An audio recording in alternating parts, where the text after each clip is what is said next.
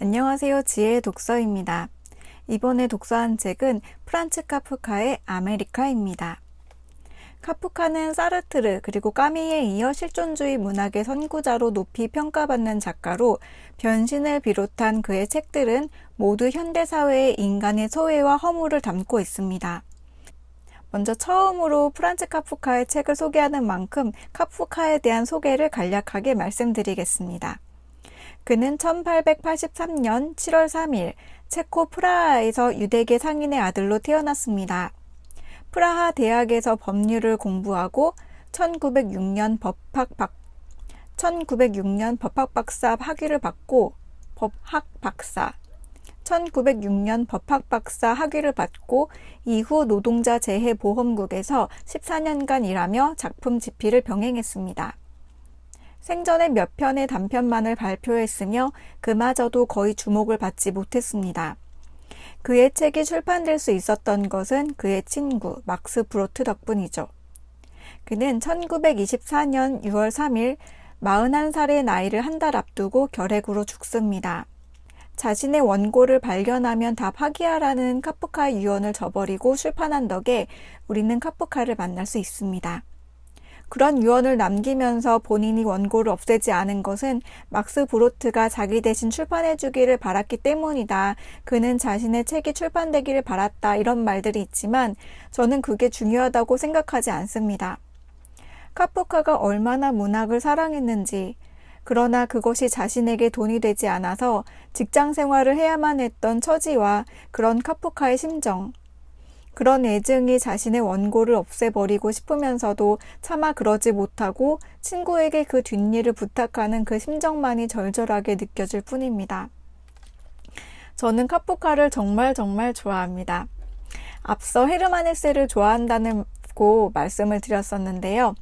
제가 약간 과거에 방황의 시기를 할 때 헤르만 헤세가 앞에서 등불로 그 길을 비춰주는 그런 역할을 하는 사람이었다면 카프카는 제 옆에서 함께 이야기에 공감해주고 함께 길을 같이 가주는 그런 사람이었습니다. 그래서 저는 카프카의 소설을 많이 갖고 있습니다. 특히 이 책을 발견했을 때 정말 기뻤습니다. 이 책은 카프카의 일기인데요. 많이 두껍죠. 일기를 본다는 것은 정말 그 사람의 내밀한 부분까지 들여다보는 일이기 때문에 이 책을 저는 카프카를 좋아해서 2년 전인가 산 건데 보자마자 샀습니다. 그리고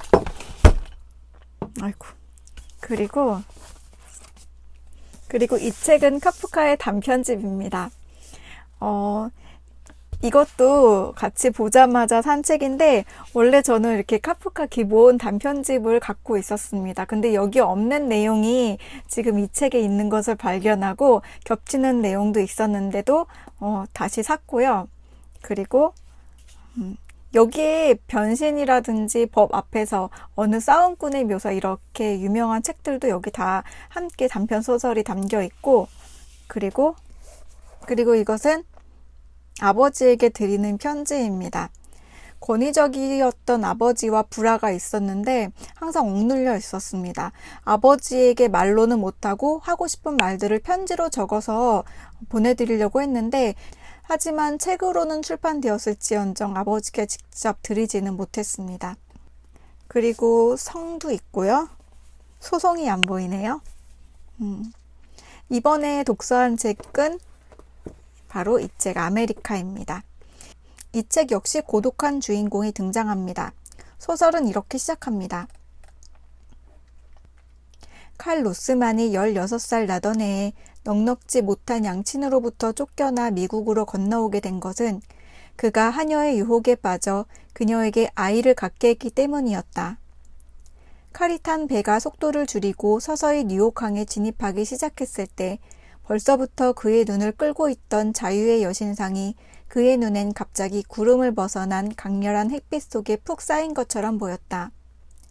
횃불을 든 팔은 마치 방금 치켜든 것처럼 생동감 있게 하늘을 찌르며 솟아나 있고 여신상 둘레에는 자유의 산들바람이 훈훈하게 불고 있는 것 같이만 보였다.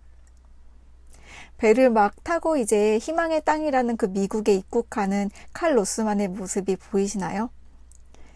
그런데 이 희망의 땅이 과연 칼 로스만에게도 희망의 땅이기만 할까요? 미국으로 간다는 것은 가슴 설레는 일이지만 그 내막을 보면 정말 고독하고 외롭습니다. 하녀가 유혹해서 함께 잠자리를 했는데 그녀가 아이를 갖자 추방된 것은 그 하녀가 아니라 바로 칼 로스만입니다. 그리고 가족으로부터 쫓겨나 그 부모에게서부터 쫓겨나서 가는 곳은 그 나라의 땅도 아니고 먼 이국 땅인 미국입니다. 더구나 그곳으로 갈 때에 미국에 있는 외삼촌에게 그를 부탁한다는 편지를 보낸 것은 가족들이 아니라 하녀였습니다. 이 소설은 이렇게 철저히 가족에게서 버림받은 칼이 미국 땅에서 겪는 일련의 사건들을 담고 있습니다. 책은 총 8장으로 구성되어 있습니다.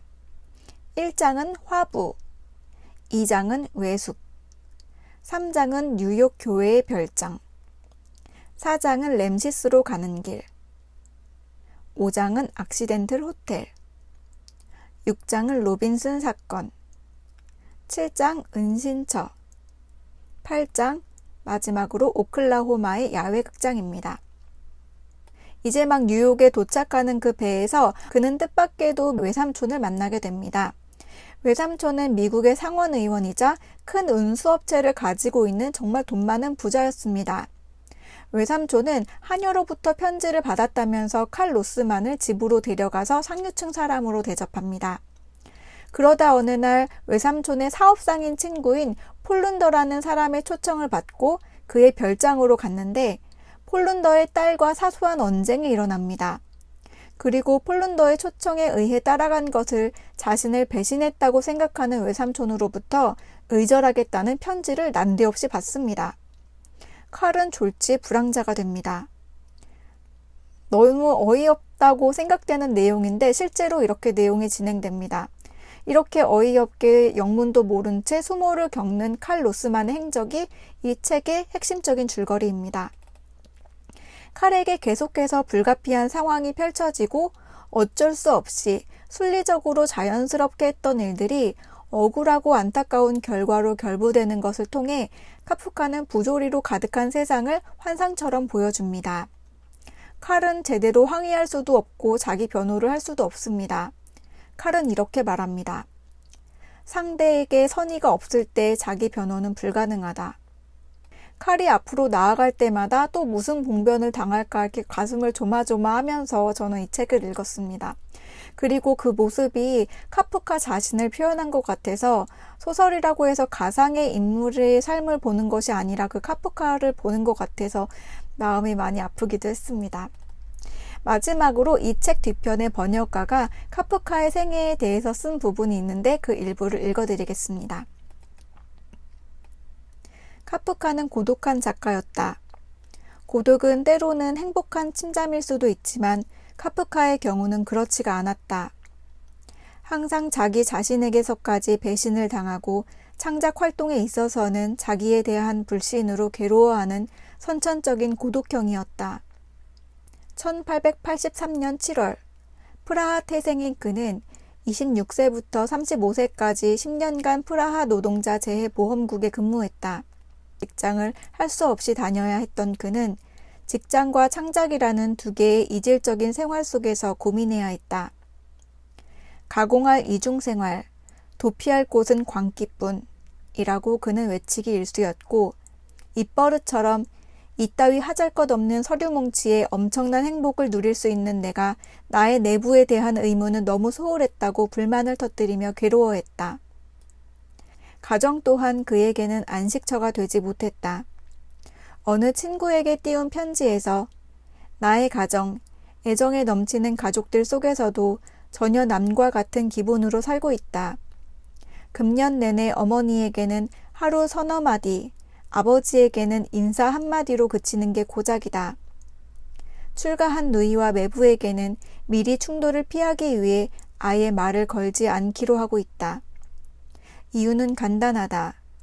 이런 속물들과는 얘기할 건덕지도 없을 뿐만 아니라 문학 이외의 이야기는 모두 나를 죽도록 지겹게 만드니까 하고 쓴 바 있다.